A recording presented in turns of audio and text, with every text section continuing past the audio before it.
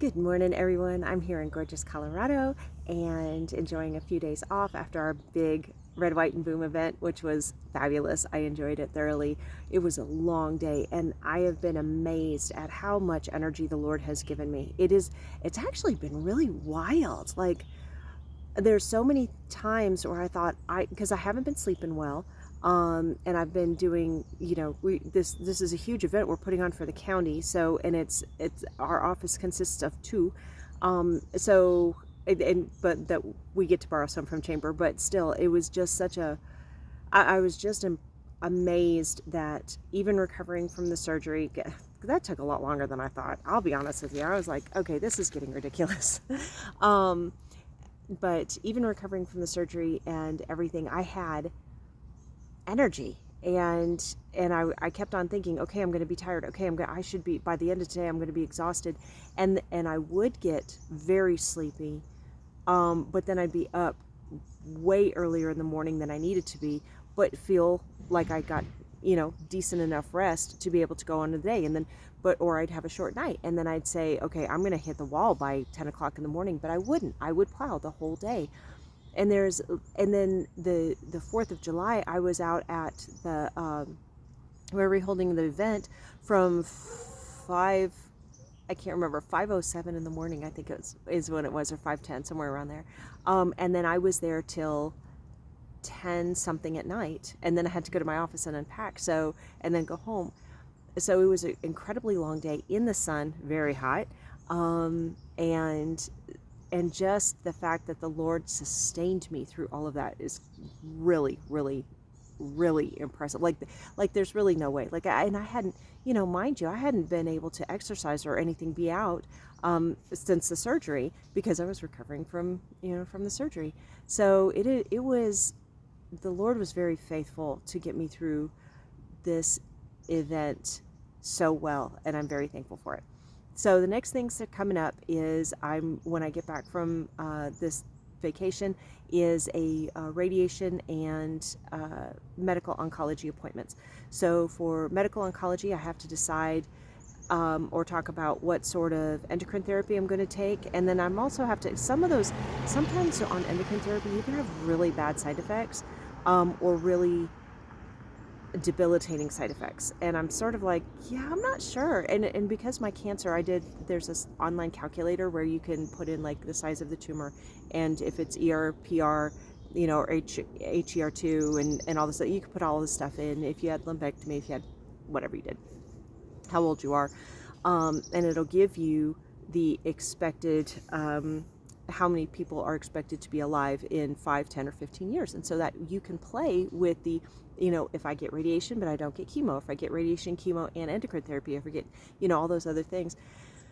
Very thankful that the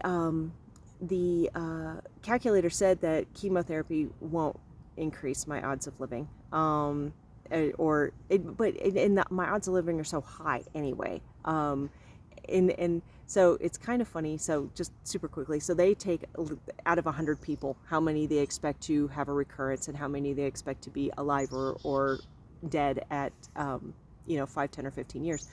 But some of those are from all-cause mortality. So out of 100 people, 100 women, I think they do specifically women, but it might be men and women together, because men could get breast cancer too, which I'm sure you knew, that out of 100 women, 5 will die from all-cause mortality. And I'm like, that means car accidents, that means, choking on a spoonful of frosting because you tripped over the dog. I mean, that means everything.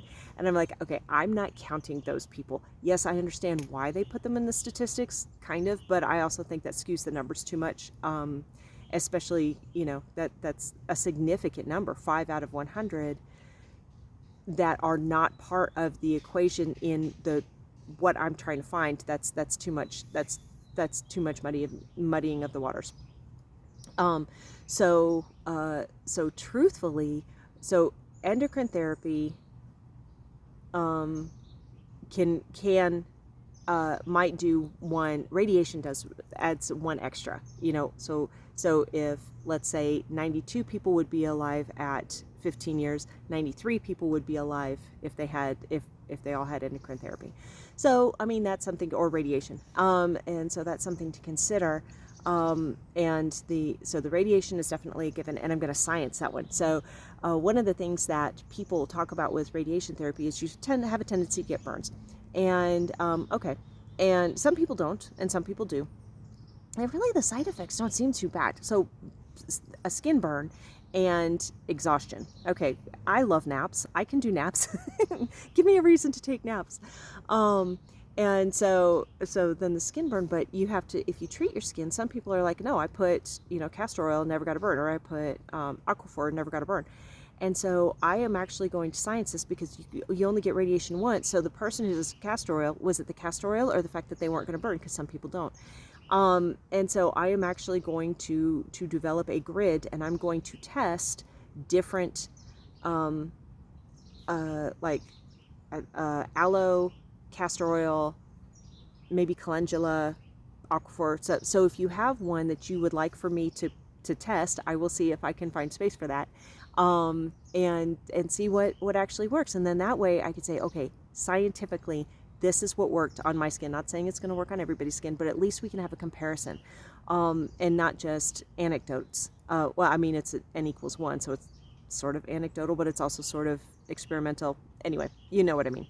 So if you have anything that you're like, hey, I think that this balm I get from whatever, just works great, let me know. And that might be something that I can try, because I'm more than happy to experiment.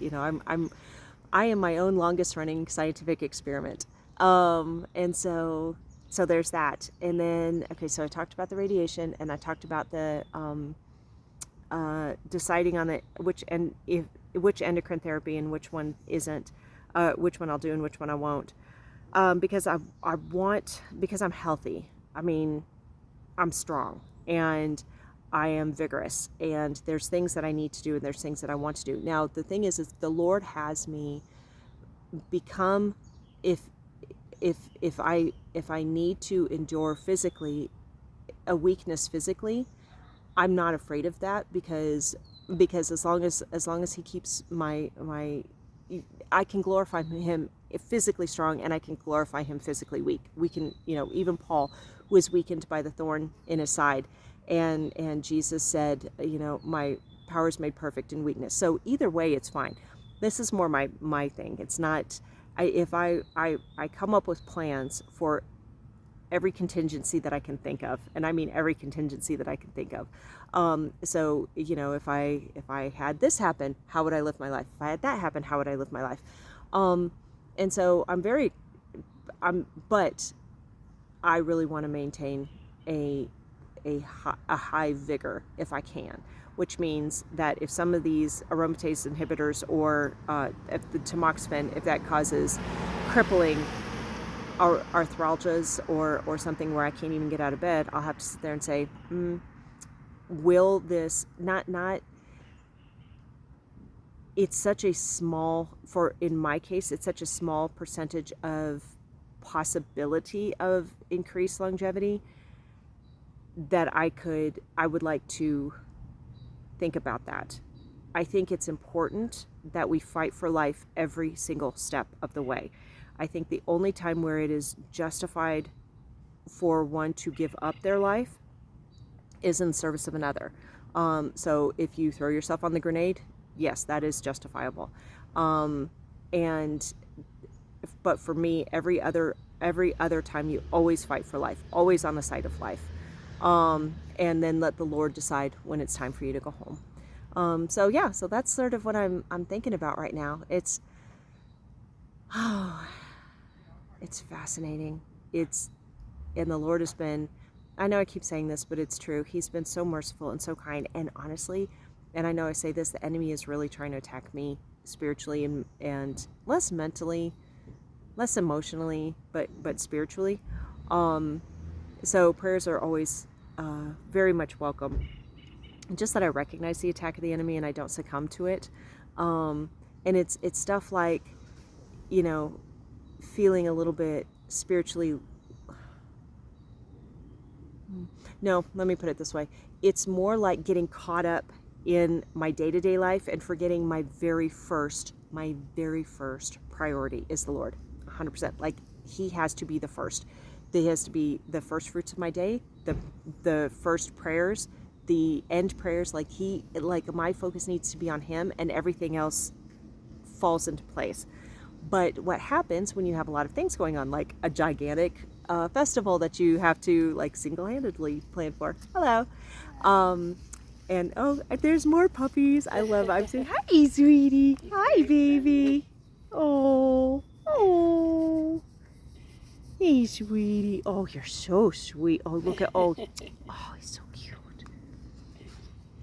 You have a good walk. Have a good day.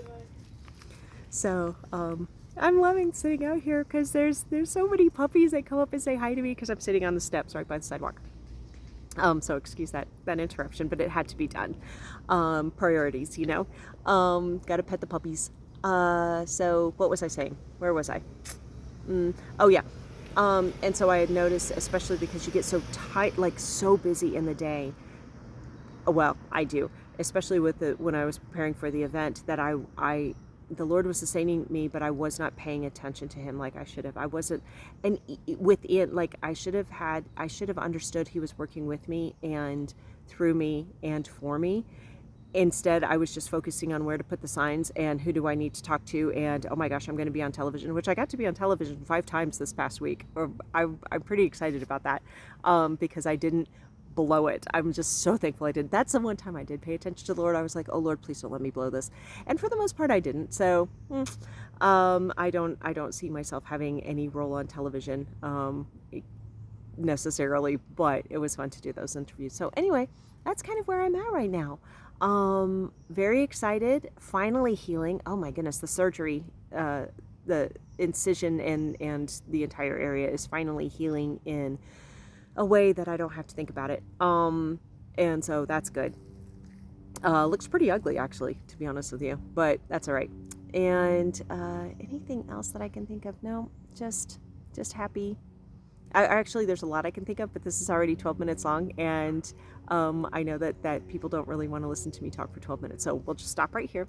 I love y'all. I hope you have a blessed day, and don't forget, if there's something that you want me to try, put it like down in the comments, or if you know me, text me or whatever and say, hey, try this lotion, or try this cream, or try this ointment, or try this, whatever, and I'll see if it's skin protective during radiation. I'll talk to you later. Love you. Bye-bye.